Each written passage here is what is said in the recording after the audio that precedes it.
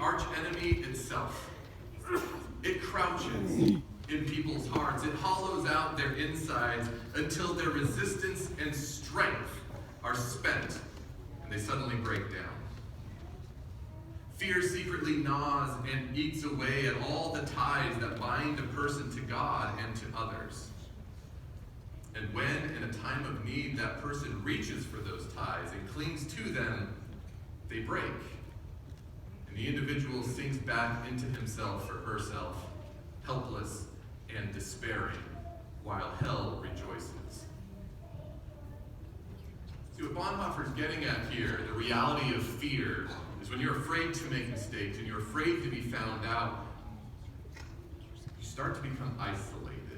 What this quote says to me and what it highlights is that fear heightens your sense of isolation, and your isolation heightens your sense of insecurity and inadequacy.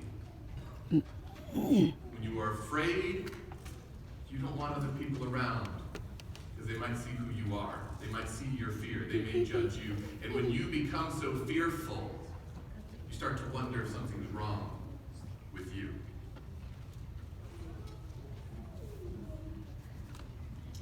Some of you have had conversations with me in the past about that sense of insecurity, about that sense of inadequacy, the fear that maybe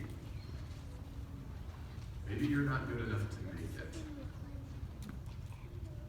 Maybe there's something inherently flawed in you as a person that's definitely worse than what everybody else has to deal with. Everyone else isn't perfect, but they're better than me.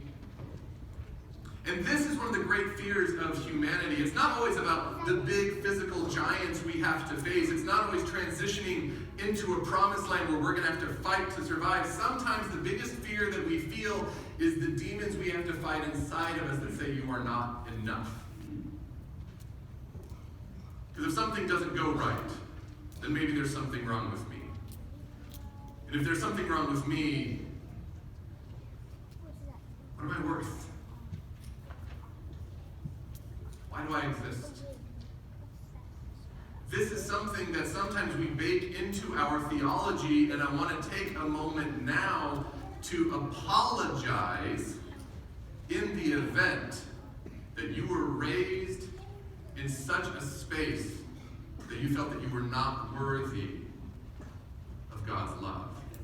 You see, sometimes what happens is we talk about doing the right things, we talk about achieving, we talk about success, and sometimes what happens is we hit that verse of all have sinned and fallen short of the glory of God over and over and over and over, that some people look in the mirror and they see only their flaws, they see only their inadequacies, they see only their failures.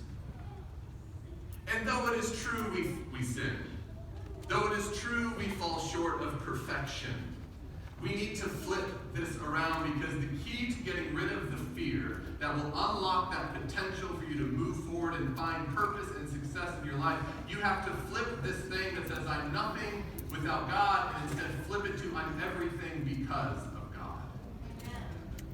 That's what we mess up.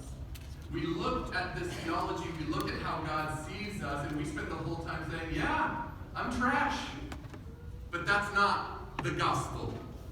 Jesus did not come to this earth to say you're trash. That wasn't the point. The point was Jesus came to earth to say, you are beloved children and you are always with me. Amen. So as you're looking at these transitions going from high school to the rest of your life, some of you, you're strutting around like, this is exactly what I thought it'd be. I got this figured out. Not a problem. That'll go away eventually. Don't worry about that.